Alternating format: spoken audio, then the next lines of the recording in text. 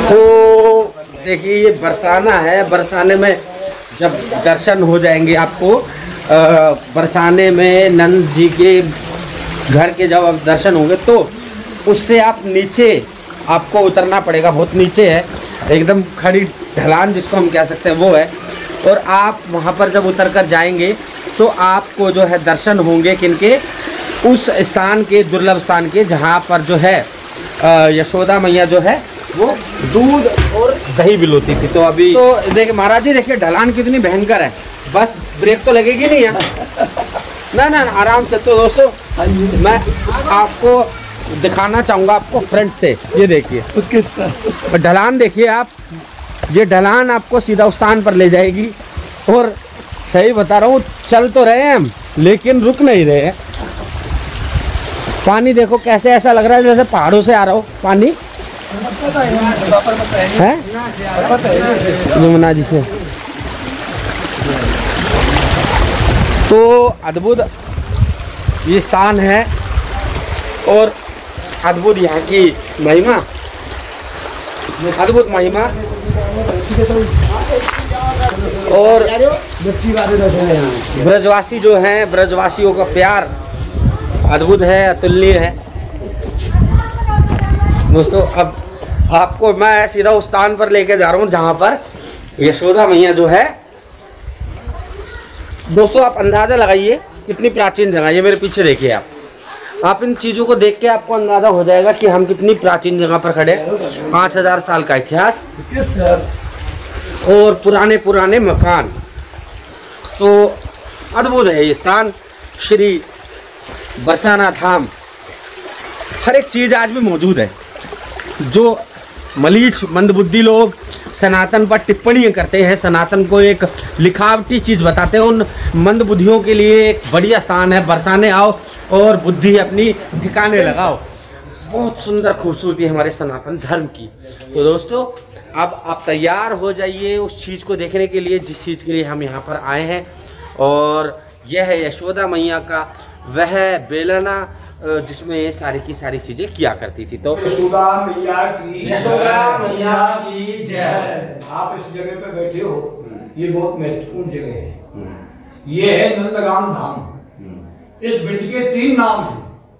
इसको कहते हैं गौलोक धाम, एक कहते हैं इसको वृंदावन, एक कहते हैं इसको ब्रिज। 3 नाम से संबोधित ये 84 कोस ब्रिज धाम है, जिसमें भगवान श्री कृष्ण का जन्म मथुरा में हुआ कंस की जेल के अंदर। और गोकुल भगवान 1.5 वर्ष की अवस्था तक रहे। उसके बाद में नंद बाबा को कंस के राक्षसों ने सताया, तो नंद बाबा गोकुल छोड़ करके फिर नंदगांव आ गए। यहाँ आकर के उनके साथ में 9 लाख गऊ थी। कितनी गऊ थी? 9 लाख गऊ थी। और 9 लाख गऊओं के बीच में भगवान श्री कृष्ण को लेकर के नंद बाबा छिपा करके गोकुल छोड़ करके यमुना पार कर करके नंदगांव आ गए। ये नंदीश्वर पर्वत है। यहाँ विश्वान बाबा ने सुझाव दिया था, नंद जी आप नंदगांव में नंदीश्वर पर्वत है, वहां रहिए। मैं ब्रह्माचल पर्वत पर रहता हूँ ब्रह्मा जी की शरणों में। आप नंदीश्वर शंकर भगवान की शरणों में वहीं रहिए, वहीं कृष्ण का पालन पोषण होगा। ऐसा हमको वर्णन किया, सुझाव दिया। जो आगे की कथा थी वो बताई। उसको सुनकर के नंद बाबा पुनः ही नंदगांव आ गए। उन्होंने सबसे पहले यहाँ आकर के 7 मातों का निर्माण किया। उनके 9 लाख गऊ थी। 9 लाख गऊओं का दूध दही करने के लिए पात्र कोई पास में नहीं था, तो उन्होंने 7 मटके बनवाए थे, जिसमें से 6 मटके पृथ्वी के अंदर अलोप हुए। भगवान श्री कृष्ण ने उन मटकों को अपने हाथों से ही तोड़ दिया। 1 मटका रह गया। वो मटका 5500 वर्ष पुराना चिन्ह भक्तों को और भक्ति का प्रचार करने के लिए, भक्तों को दर्शन के लिए, वो मटका आज भी यहाँ मौजूद है। वो ऐसा मटका है जिसमें 7 मन दही आएगा। कितना? 7 मन दही। 18-17 फुट की मैया को बताते थे, 18 फीट की। अब तुम लगाइए इससे कितना फीट नीचे, तुम 9 फीट पे बैठे हो। 9 दूनी 18। जब मैया बैठती थी तो हाथों से ही नीचे तक हाथ डाल देती हूँ। लेकिन महाराज जी मैं देख रहा हूँ इतनी ज्यादा प्राचीन जगह है, लेकिन देखिए साफ सफाई का बिल्कुल ध्यान नहीं है। अब वो भी चीज बताएंगे, पहले ग्रंथ का इतिहास सुन लीजिए। सफाई मत देखो यहाँ। अब मैं बताऊंगा सफाई की यहाँ कोई कमी नहीं है, बहुत सफाइयां होती। जो बरदानी जगह होती है ना, यहाँ पे देवताओं का आवागमन होता है, वहां पे धूल उठती है। तो 3 लोग तीरथ नहीं, और जैसी ब्रज की धूल और लिपट जाते हैं हम सौ तो भाग जाती हम लोग। मुक्ति कहे गोपाल ते, तू मेरी मुक्ति बताए, और ब्रज जोड़ मस्तक लगे तो सहज मुक्त है। तुम ब्रज में चली जाओ, वहां ठाकुर जी के चरणन की ये धूल तुमसे मिलेगी, वहीं से तुम्हारी मुक्ति हो जाएगी।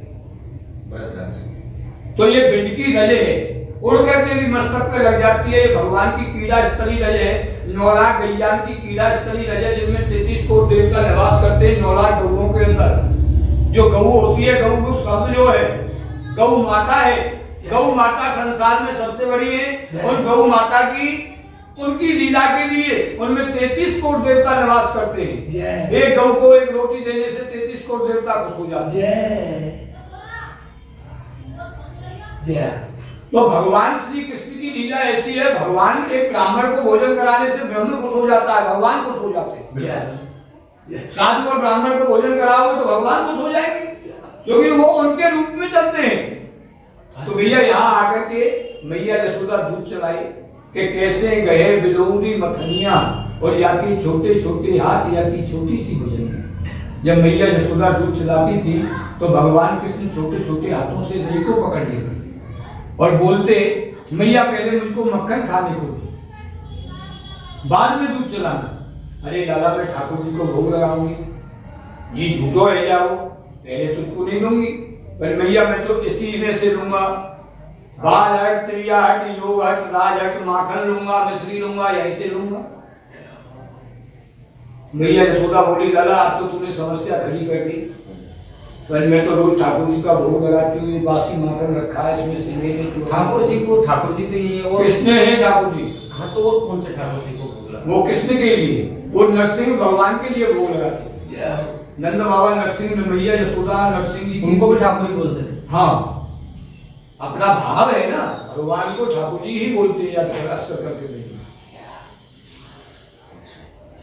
जो अपना जो ठाकुर जी का जो स्वरूप है वो ठाकुर जी है। ठाकुर जी की लीला सबसे अलग है।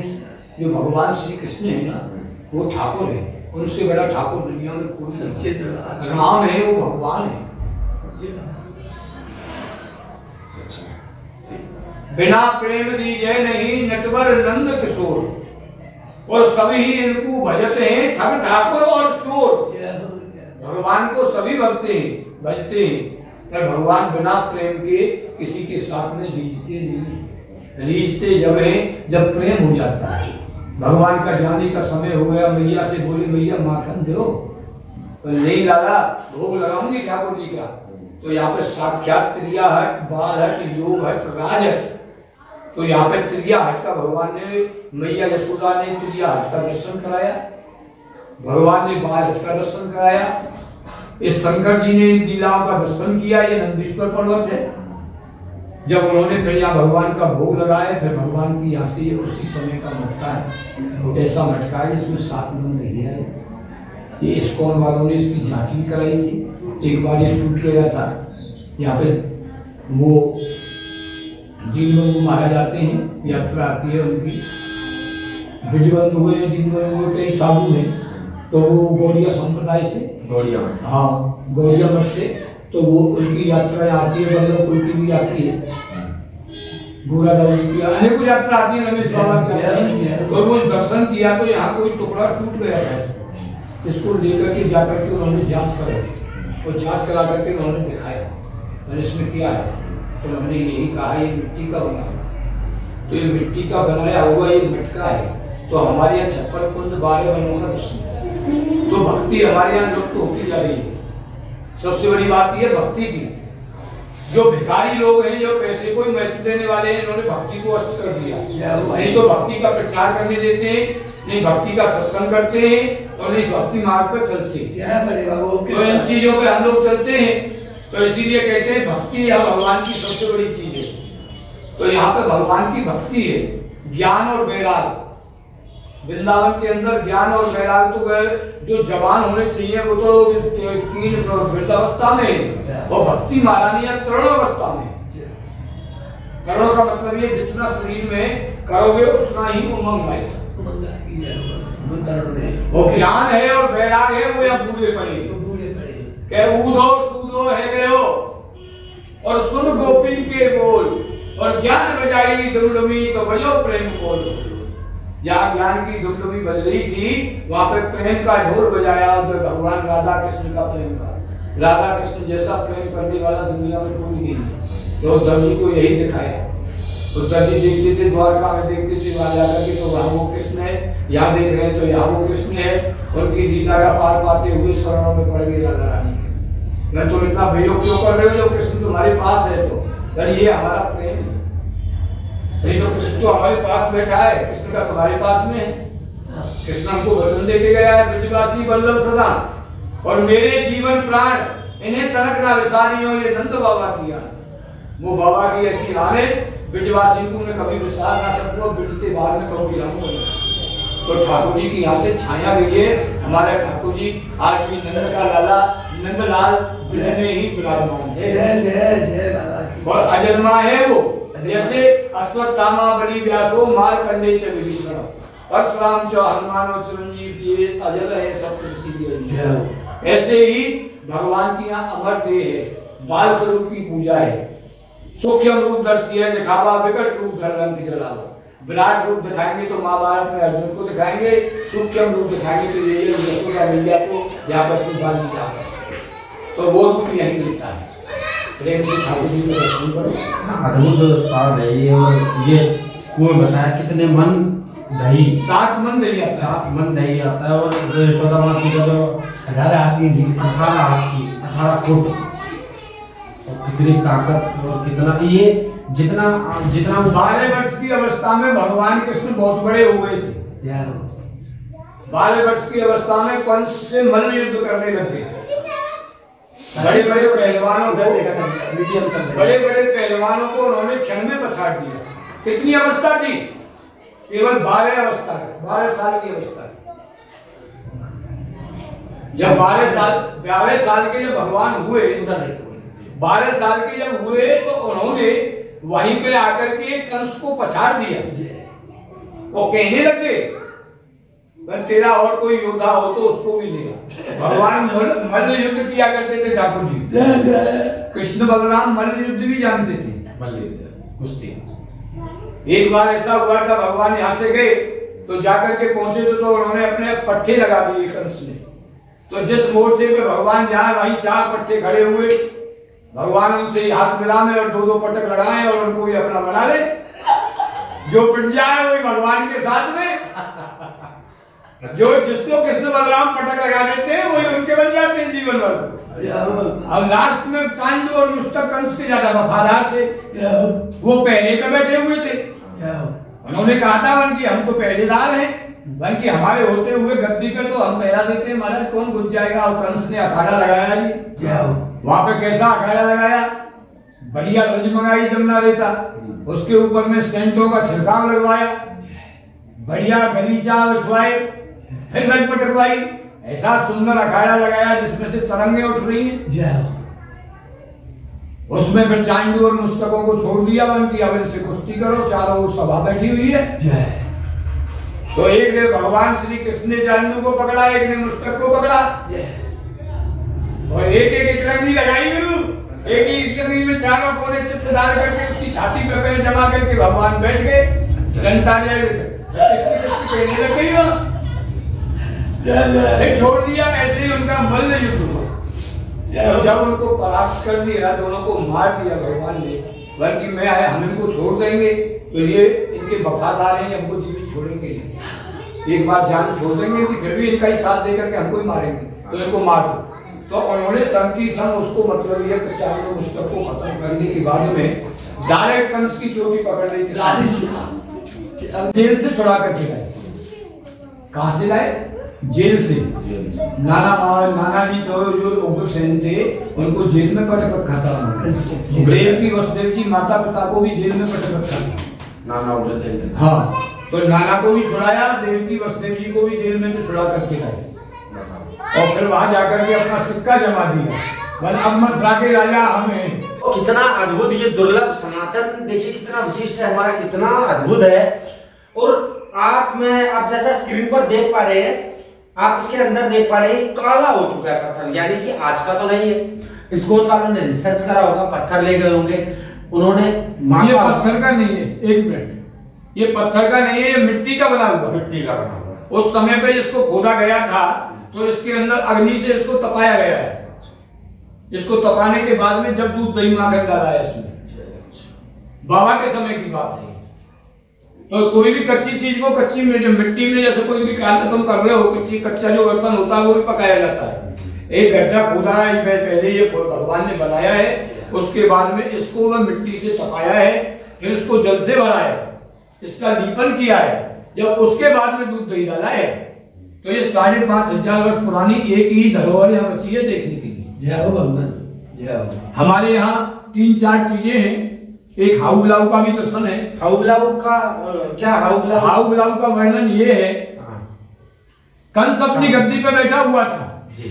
अब मैं तुमको कथा रूपी से भी बताता हूँ, वैसे भी बताता हूँ। कंस अपनी गद्दी पे बैठा हुआ था, उसको वो कंस राजा था। अब हमारे यहाँ पे पहले राजा होते थे, अब प्रधानमंत्री, राष्ट्रपति, MP, MLA यही राजा है। उदाहरण के केवल शासन प्रशासन वही है, लीला वही है, पर थोड़ा सा बदलाव है बस। अब MP, MLA के रूप में है, ये पहले रियासतों के राजा होते थे। जैसे हमारे भरतपुर वाले राजा थे, रियासतों के राजा थे। उनका राजा शासन यहाँ तक, मथुरा तक, यहाँ तक चलता था।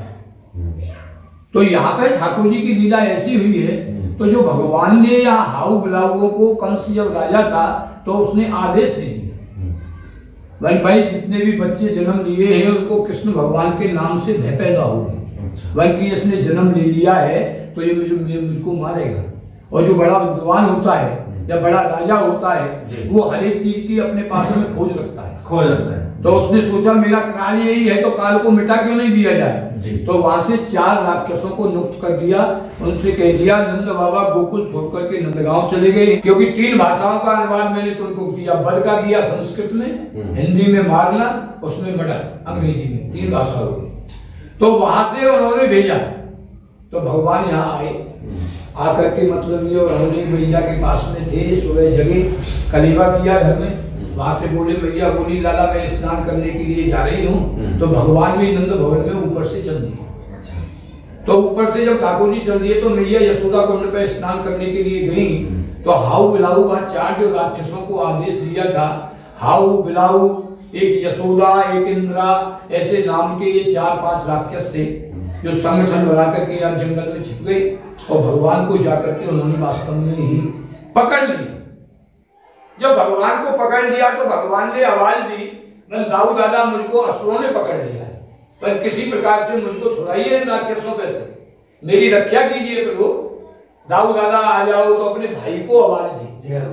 तो दाऊ जी वहां से आवाज सुन करके दौड़ करके नंद भवन से आए और आकर के हाउ के ऊपर में एक चाटू दिया, तो 5 के ऊपर में उंगली छप गई और वो वही की वही पत्थर के हो।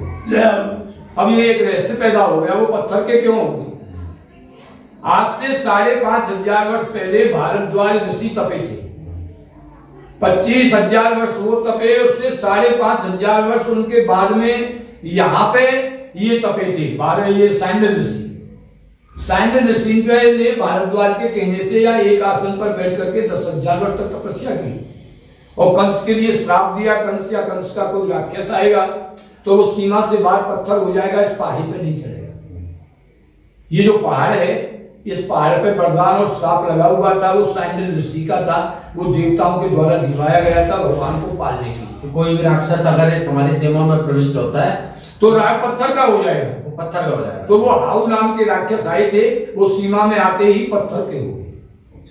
वो पत्थर के राक्षस आज भी हमारे यहाँ पड़े हुए हैं, आज भी पड़े हुए। तो उनमें से 3 चोरी हो गए, वो दिल्ली पुलिस में बंद है, और 2 अभी हमारे यहाँ रखे हुए हैं। हाउ बिलाऊ चोरी करके दिल्ली ले जाए। हाँ, उनको बाहर बेच रहे, तेरे मूर्तियां को बेच देते हैं ना असुर लोग, वो तस्करी करते हैं, कई प्रकार की तस्करियां होती है, असुर लोग करते हैं उनको। तो ज्ञान तो कहते हैं ना सर, दूसरा कोई कर रहा है, सुनने से भी बहुत ज्ञान होता है। तो उन लोगों ने उसको ले जाकर के लोग में आ गए, लोग के वसी को उठा ले गए, उनको बेच दिया, वो दिल्ली पकड़ ले गई। तो हमारी पुरानी प्रतिमा है, मूर्तियां हैं, जिनकी बुद्धि भ्रष्ट हो जाती है, जो नरकगामी होते हैं, वो हमेशा ऐसी प्रकार के कर्म करते जय हैं। राधे श्याम। कोई धर्म पे चलता है उसको सताएंगे, भजन भोजन बढ़िया करेगा उसको सताएंगे, मर्यादा पे तुम चलोगे तो तुमको मार्ग सही नहीं देंगे। तो ऐसे असुरों से मैं भारतवासियों से एक ही प्रार्थना करता हूँ, जो असुर प्रकृति के लोग हैं उनसे हमेशा बच के ही रहना। जय राधे श्याम। जो भक्त हैं उनकी संगत करो, बिल्कुल मर्यादा पे हैं, धर्म पे हैं, उनकी संगत करो। असुर हैं, राक्षस हैं, उनकी संगत कभी भी मत करो। ये ठाकुर जी की लीला है। तो या भगवान की कृपा से आप लोग आए हो और मैं धर्म के प्रचार के लिए आपको 4 शब्द बोला। बहुत आपने मैं यही आपसे कहता हूँ, मेरा नाम लाला गुरु और मुकेश है। जब भी आप बरसाने में गाइडिंग भी की है, अनेकों भाषा भी जानता हूँ, भगवान भागवत जी की मुझ पे कृपा भी है।